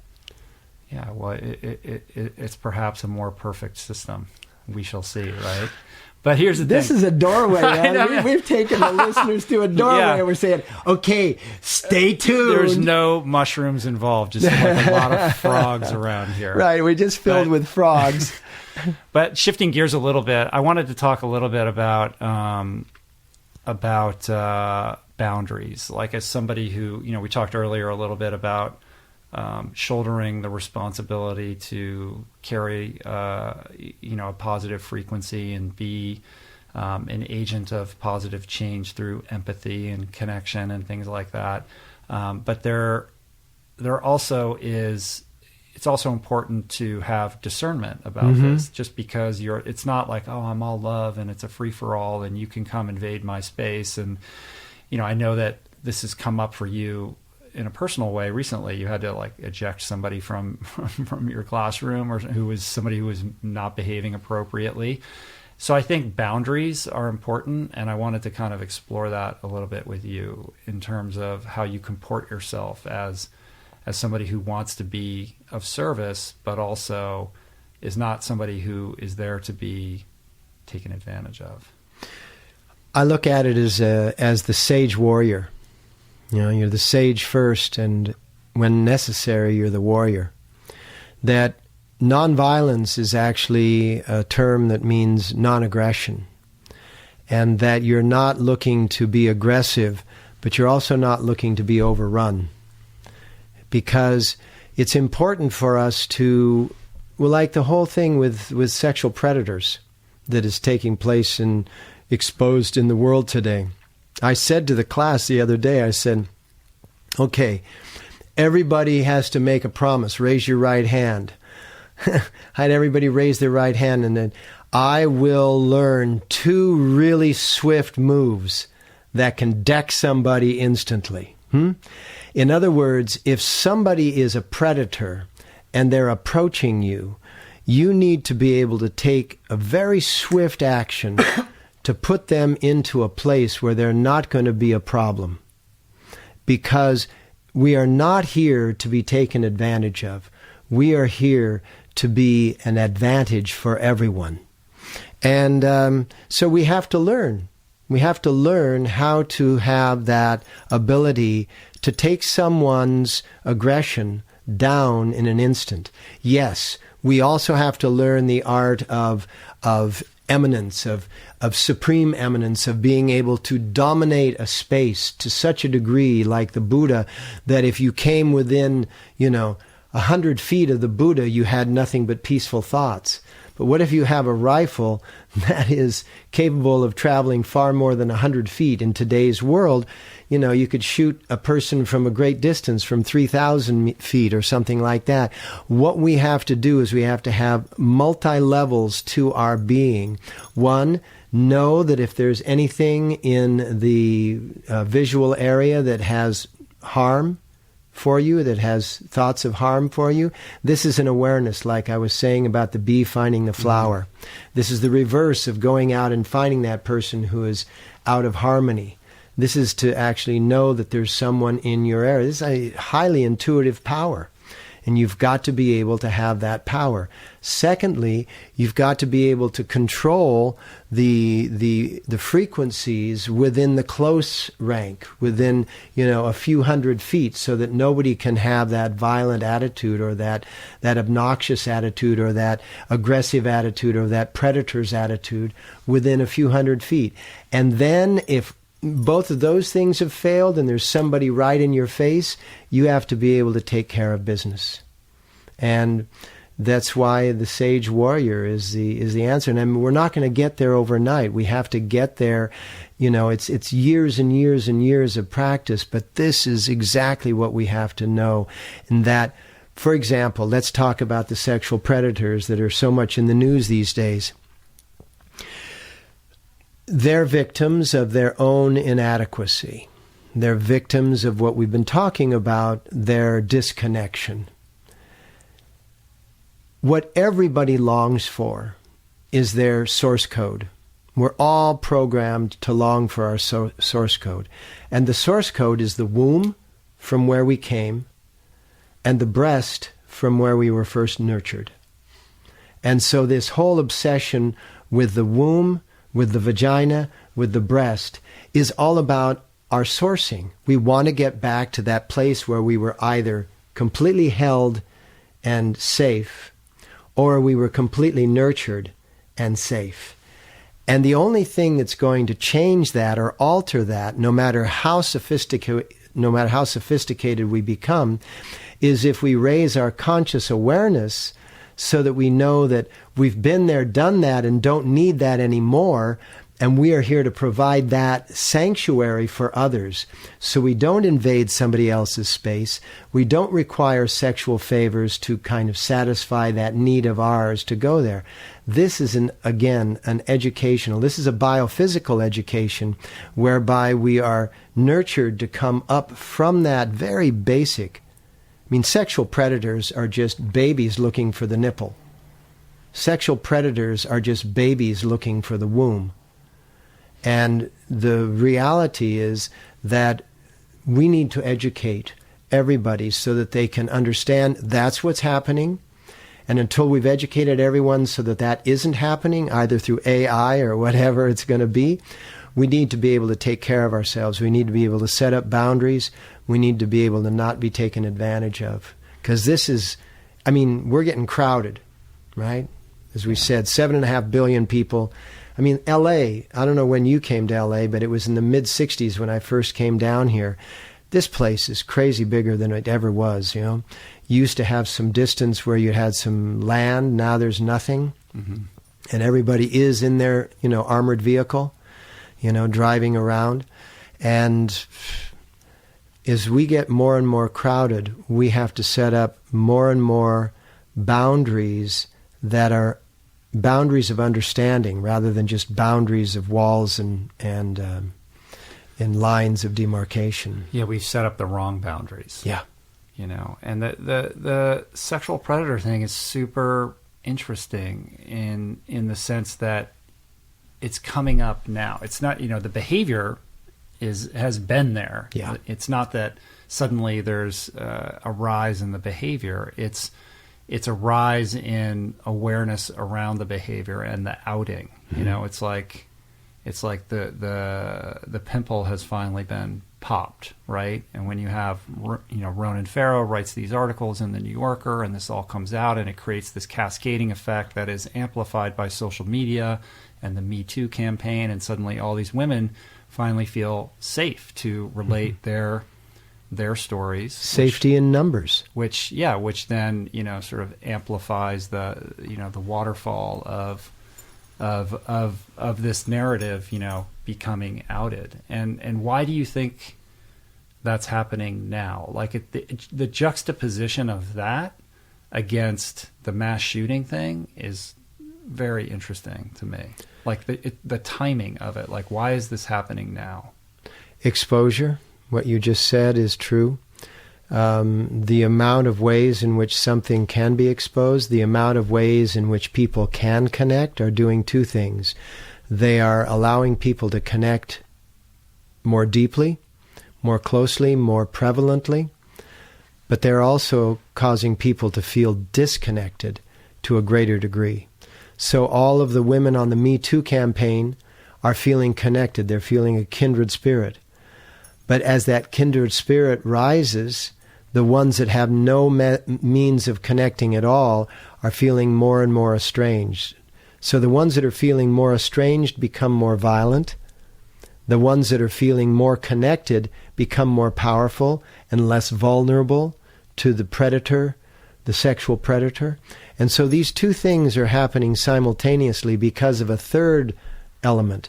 And that third element is that ability of information to travel instantaneously across the world.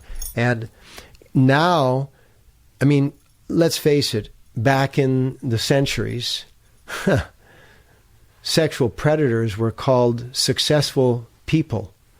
You know, they weren't even considered to be inappropriate. You've just dominated, you've conquered, you've done whatever you've done. In today's world, that law has all changed. I mean, you even heard from one of the predators' own mouths saying, well, you know, I was just raised in the 60s when all of this behavior seemed to be okay.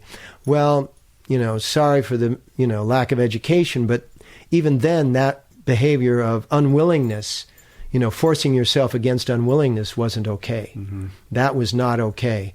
And the misinterpretation of willingness and unwillingness is, you know, is another factor too, because, you know, the unwillingness and yet the temptation of furthering a career, these are all of these really absurd and gross distractions that are being exposed in today's world by media, by social media. Yeah. It goes back to tribes as well. Like you're talking about, you know, the empowerment that this community of women or people who have been victims of this, you know, are feeling, and they can cohere and create this tribe that's oriented not geographically but around an idea. And the cohesion of that tribe is amplified and quickened in the presence of an enemy that everyone can kind of, you know, counterpoint against, right? The enemy being the predator. When the enemy goes away, the cohesion of the tribe becomes lessened, I think, right? So it brings up this issue of the necessity of the other, right, to cohere the group. And so I'm wondering, is it possible to create these tribes without the necessity of that enemy? And I think what I'm getting at, really, you're really onto something. Yeah, I like it. What I'm getting at in a broader sense is, you know, I think it applies to the way that I kind of think about our political climate right now. And as somebody who I'm on social media, you know, my career is kind of, you know, plays itself out there. And I go on Twitter, and it's the tribes of, the Democrats and the Republicans, and how they're this battle, the battle lines that are being drawn, and those boundaries are dictated by, the parameters of policy and perspective that these two groups have, right? So they cohere in opposition to each other. And it goes back, again, also to kind of take it a step even further to, how do we as conscious beings who are trying to raise the vibration approach these sorts of issues, whether it's the Me Too campaign and the sexual predator issue or our political climate, and do it in a way that is of a higher vibration than just casting aspersions and shooting bows and arrows across the bow. One of the things that human beings are moving toward is a social crisis. We've had physical crises before. We're now entering the world of social crisis because we have so many connections across societies. Before it was a village here and a village here and a village here, and what was going on in the village could be either a crisis or a benevolent circumstance. But now with this cross-pollination of people throughout the world, the boundaries in political nature are completely dissolving. There's this thing called what are they called? Net countries. The fact that Facebook is a country, that Google is a country, mm-hmm. and that they have no normal physical boundaries, but people are functioning in them across these boundaries. Human beings have a destiny to come together, ultimately. So, and in order to get together, to come together, we have to dissolve our differences. What we're looking at now is, in that Newton's third law of motion again, for every action there's a reaction. For every dilemma there is an accompanying solution. And it's right there. But because our brain is fixated on danger from our survival, decades and centuries and millennia, we are focused on the danger. We're focused on the difference. We're focused on how can I keep myself safe from what you might do. Right there with that, there is just as much similarity. There's just as much calm. There's just as much peace. So if those of us that are focused in these ways, that are more inclined towards the peaceful nature, the coalition nature, we can shift the dynamic so that it's not a mutual enemy that gathers us together, but it's a mutual aspiration as opposed to a desperation that gathers us together. And that is sustainable. That mutual aspiration is like everybody training for the race. Right. I immediately am thinking of like a sports analogy. Yes. For that. Yes, and that's why these things are so important. That's why I follow your career, is because I love what you get out of it. I love how you get it out of it. I love the way in which it all takes place, because that is us looking at our similarities. What does he do that I can do? What is he achieving that I can achieve in that same way, rather than our differences, which is, he's achieved it means I haven't achieved it, or I'm comparing myself and I become jealous. Now, jealousy can be a positive, because I can become jealous of what you've achieved and then strive to achieve it myself. And so I turn everything into that positive. And what will be happening in the future, if we have something to say about it, is that we will be able to sustain those tribes that were created out of mutual enemy by introducing a mutual similarity. Mm-hmm. Okay, now that we've done the Me Too, I'm just acting as if I'm a sexually assaulted person, man or woman, doesn't matter. And I'm a Me Too participant. And so as the inertia of that campaign begins to die down, let's maintain our connection, because that connection is powerful. And let's introduce something into that connection. And this is something that people like you and I can do in our work, is that we can come up with the ideas of what to introduce into it that becomes the next meal. That becomes the next meal that gathers the Me Too campaign around a table to be able to consume that. Okay, so we've accomplished this and we've exposed sexual predators and now we're doing this and that.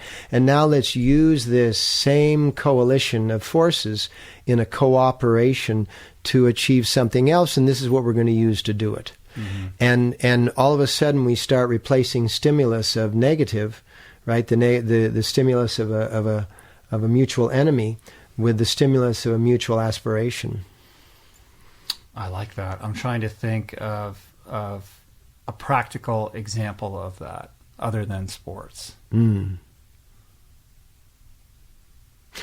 Well, immediately I think back to the first part of our conversation, which is education. What about all the women in the Me Too and all the men in the Me Too would sort of combine, almost like group funding, right? What is it called? Crowdfunding.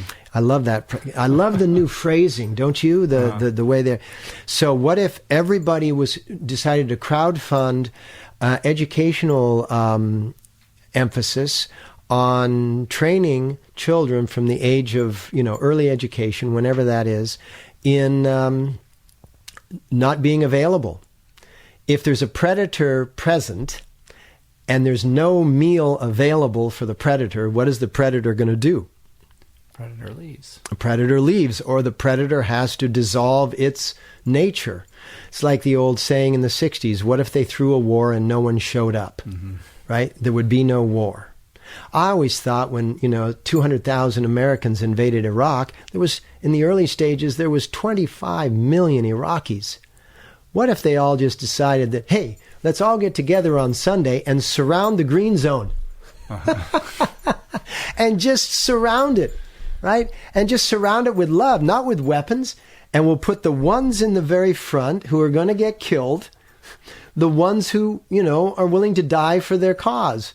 And then the women and children are, in the way back. But you could have just cut it off. You truly are a child of the 60s. Aren't I? I? Thinking outside that box, right? Yeah. But I'm a child of the 60s that remembers the 60s because I wasn't a druggie. No, but I mean, you were. We talked about this the last time on the podcast. I mean, you were very much of that. Of that time. And that culture. And it's coming back because what you just... Well, that's what I was going to ask you. Like, what is when you kind of take the temperature of the culture, like, what is the difference between what that felt like at that time, at peak 60s, versus the kind of activism that you're seeing now? You got to watch an HBO special that's taking place in 2 parts right now. It's called Rolling Stone, Stories from the Edge. And it's about Rolling Stone magazine and how it got started and everything that influenced it, right? And what it says in that is what really influenced the 60s was group consciousness, was the fact that people realized that together they could achieve anything. Together they could bring down the bad. Together they could lift up the good. And that's what's happening here with social media, with the Me Too campaign. The Me Too makes somebody that's sitting in some place, maybe they were in Hollywood or in New York striving to be in the industry and they got raped or they got assaulted in some way and it just freaked them out and they left the industry and now they're sitting in some small town in some state somewhere. And all of a sudden this Me Too thing comes on and it's in social media, so it comes on their phone and they realize, wow, Me Too. And they're now connected with thousands of other people. And they have been feeling completely lost for a couple of decades because their entire dreams and aspirations got cut short by some predator, right? I just bleeped myself. Yeah, you bleeped yourself. That was good, though. It'll show up on the video. It'll show up on the video. And you probably heard a little bit in the audio track. But yeah, because of some, dumb predator, all of a sudden their career is shattered and all of a sudden it's reignited in some way where they're feeling a part of a group. That was what went on in the 60s, and it was a much different setting because we didn't have any of the media support that is there today. But group consciousness is really, really important. And it's what's going to save humanity if we get it going fast enough. Well, crisis provokes that. I think that the heightened sort of, situation that we find ourselves in has motivated people to be more aware and active in a way that we haven't seen. People are, the marshaling of activism and, everything from people who are physically protesting in the streets to, what you're seeing online is unprecedented in my lifetime. Yeah, and look at what happened in Houston and Florida and in Puerto Rico, where people just crowdfunded and flew down there. And when Haiti got hit by the earthquake, people went down there to help. I mean, the ability to respond to crisis is human nature, and the ability to have compassion in crisis is human nature. I remember, you do too, and right after 9/11, the world was saying we are all Americans.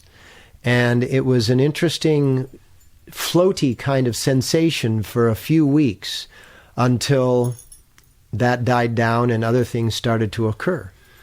It's interesting how crisis is the one thing that allows people to transcend what we were talking about earlier, that sense of separation and that zero-sum mentality, to be able to understand the wholeness and the oneness of all of us, where status suddenly doesn't mean anything. It's what you're actually doing. The guy who shows up and wherever the hurricane was to, pull people out of their homes. And we see these heroes, and we can celebrate the human spirit in the midst of these tragedies that unite us. Yeah, I loved it. And so I wish we could, bottle that and find a way to, maintain that outside the temporal boundaries of a crisis. Well, I think one of the things that would be good is that people like Dr. Bush that you spoke about, that was very much into measuring the results of certain things in the endocrine system, we could measure the technologies that take place within the psycho-emotional and somatic bodies of what happens in a crisis, and where a millionaire takes his yacht and literally he drives it down the street that's now flooded in 10 feet of water to save people out of their homes. So he's like the common man now, even though he's got a beautiful, very, very expensive yacht. Okay, crisis causes that to happen. What other kinds of circumstances? We should do studies and find out what other kinds of circumstances are going to produce the same biochemical consequence, so that we can then, let's produce some of those. Let's create some of those opportunities and have opportunity produce the collective consciousness rather than just crisis. Because we have that ability. We have the ability to measure today. I think the thread that runs through it is connectivity. Mm-hmm. Like when a crisis happens, people are able to let go of their bullshit and connect for a greater good. And they come together, unified over a central, heightened scenario to collectively overcome it, right?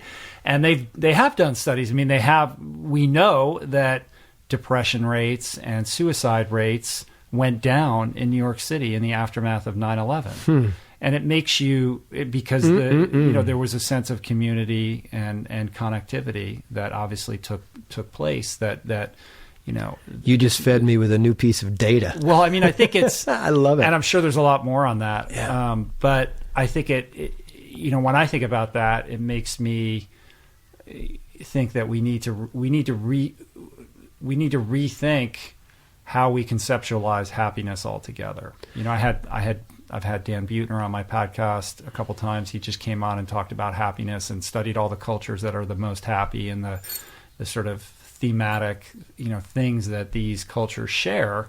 And it's not about the things that we prioritize in our culture. It is about that connectivity. It's about, how we're honoring our elders. It's about, how it's about, the small, simple things that we tend to overlook as frivolous. Well, diet is important because if we were to clarify our diets, we would be a lot more susceptible to those endocrine chemistries that would make us joyful. And, for example, you were talking sports and how sports is a great unifier. You know, in the World Cup, in the Women's World Cup of soccer, you know, the American team for a couple of series over the last couple of decades has come out on top, and it has really turned the entire country into a soccer fan, which is something unusual because, number one, women's sports have never been as a big a draw as men's sports, and soccer has never been as big a draw as football, baseball, and basketball in America. And so achievement is another mechanism by which we can unify, not just crisis. But so we have crisis, we have achievement, we have diet, we have all of these things.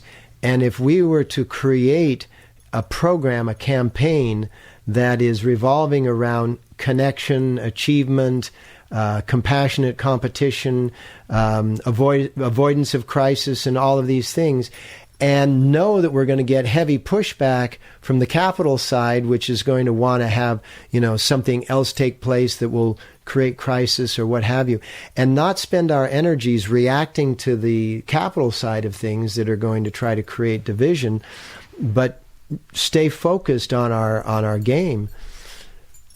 We might have a 20-year plan here. That sounds good. Well, given that according to you, we only have 35, if we can execute, 20 will be good. If we can execute on the 20-year plan, we're in good shape, right? Yeah, and I actually don't use the word execute. I use the word implement because to me, execute is like a killing verb. Yeah, I get that. Yeah, I'll be more mindful about that. Yeah, it's fun. Well, let's see. Oh man, we got to shut this down in a little bit, but I thought like a good way to kind of end this would be to ask you a question, a version of a question that I often ask doctors, medical doctors that I've had on the show. And one of the questions I always ask them at the end is, if you found yourself transported to a parallel universe and you were named to be the Surgeon General, what kind of changes would you attempt to implement in our culture?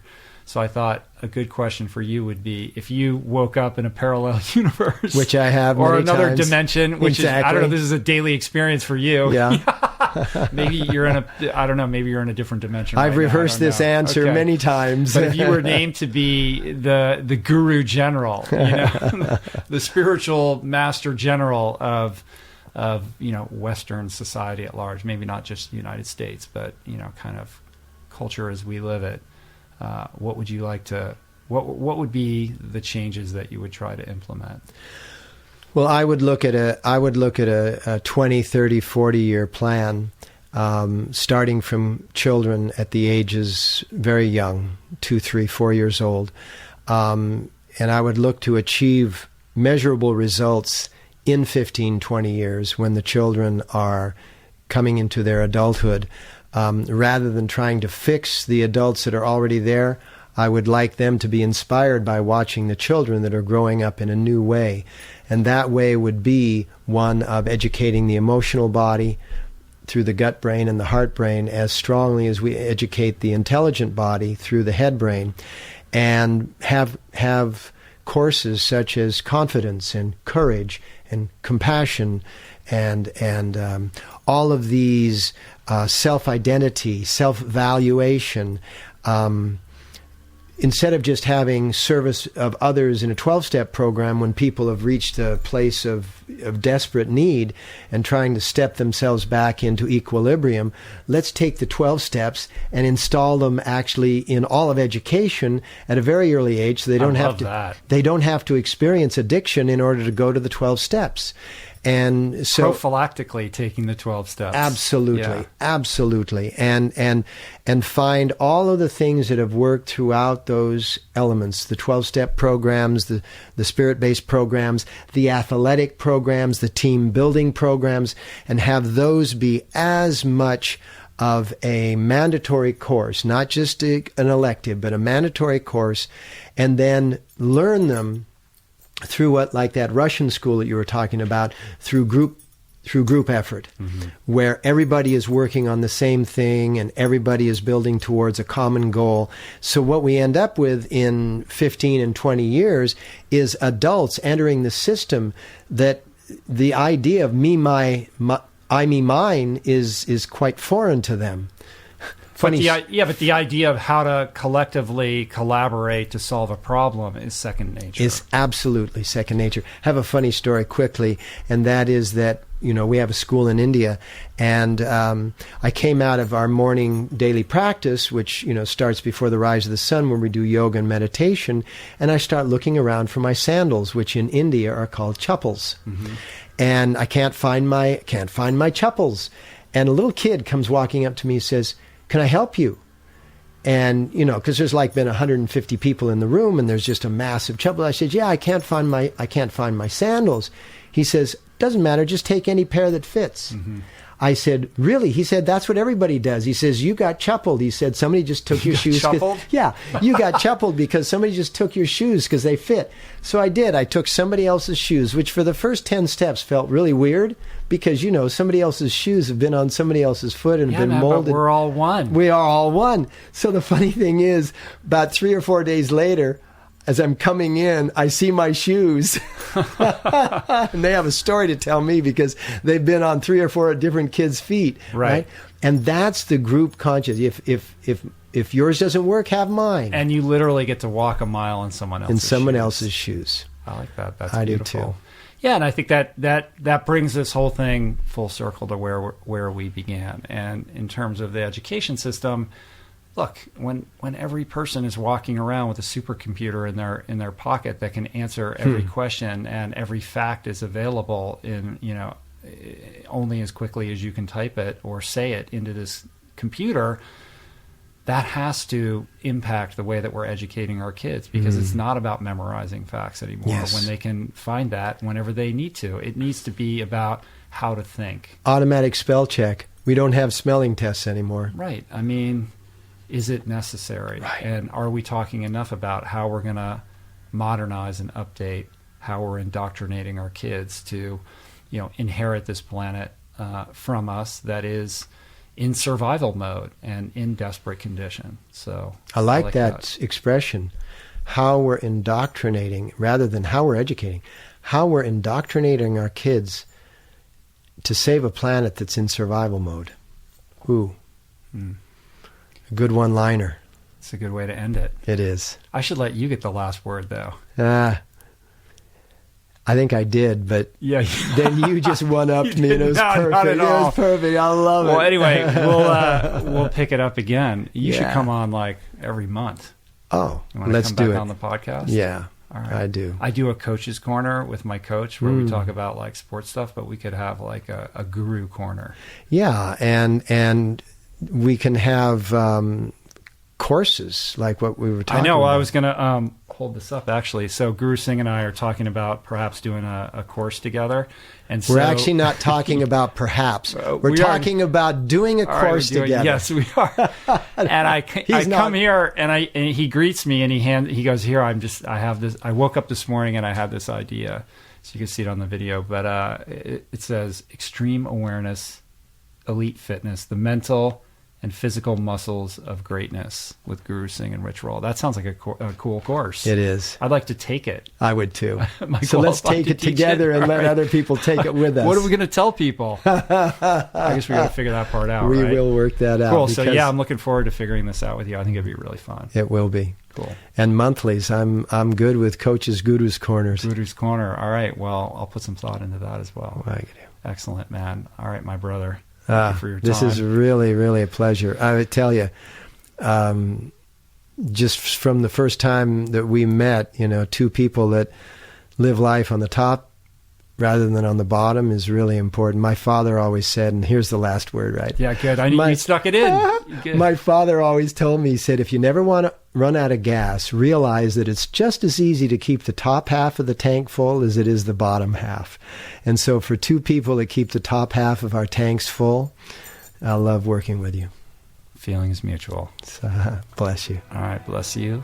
Peace. Peace and Satnam. Plants Namaste. Namaste, Sat Nam. Plant-based. That's right. All right. Cool. We did it. Good job, man. Come on, are you serious? I mean, I don't even know what to say other than the fact that that man is just a beautiful, amazing gift to humanity. Am I right? I think I'm right. I really hope you enjoyed that as much as I did. Please let us know on social media what you thought of the conversation. And also, if you would be keen on a more regular Guru Corner edition of the show, I think that could be really cool and really fun. And also what you think about the idea of us creating an online class or program together, because I think that could be really great as well. I should say that our conversation is also on video and available on YouTube. You can check that out at youtube.com/richroll. Also, please subscribe to my channel there.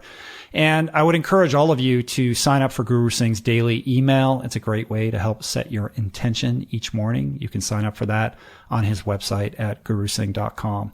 Also, check out his memoir, Buried Treasures. It's an amazing read. Follow him on Instagram at Guru Singh Yogi. I got links to all this stuff, everything in the show notes, plus tons of other resources to dive deeper into his world, again, on the episode page at richroll.com. If you would like to support my work, please make a point of subscribing to this show on Apple Podcasts. It only takes a second, and it really does help us out a lot with the show's visibility. It helps with extending reach and growing the audience, which in turn will make it easier for me to book the very best people for future shows and bring you guys the best content. Other things you can do to support my work: you can share this show with your friends and on social media, leave a review on iTunes, Apple Podcasts. Again, subscribe to my YouTube channel, youtube.com/richroll. And we also have a Patreon account set up if you would like to support us financially. You can find the banner ad for Patreon on any episode page at richroll.com. I also have a weekly email that I send out. At least I send it out most weeks. It's called Roll Call. 5 or 6 things I came across over the course of the week that I found inspiring or interesting. No spam, no affiliate links. I'm not trying to sell you anything, just good stuff. You can sign up for that on my website as well by just entering your email address in any of those email capture windows. As I mentioned in the last 2 episodes, I'm on the hunt for a new filmmaker, photographer, editor, collaborative partner to join me to help bring a more visual aesthetic to the work that I do. For a rundown on the exact details and qualifications for this gig, please see the blog post for this episode at richroll.com. And finally, if you're struggling with your diet and you're looking for a very helpful, all-inclusive solution to dial up your plate, please check out our Plant Power Meal Planner at meals.richroll.com. It will provide you with customized access to thousands of plant-based recipes, grocery lists, customer support, and even grocery delivery in most metropolitan cities in the U.S., all for just $1.90 a week when you sign up for a year. Again, that's meals.richroll.com, or click on Meal Planner on the upper right-hand corner on any page on my website. I want to thank everybody who helped put on today's show: Jason Camiolo for audio engineering, for production, for help on the show notes, for the interstitial music, Sean Patterson for graphics, and Anna Lemma for theme music, and David Zamet for videoing this podcast and for his portraits, which are amazing. See you guys back here in a few days. Until then, make it great. Be well, be kind, be grateful, be of service. Peace, plants, and namaste.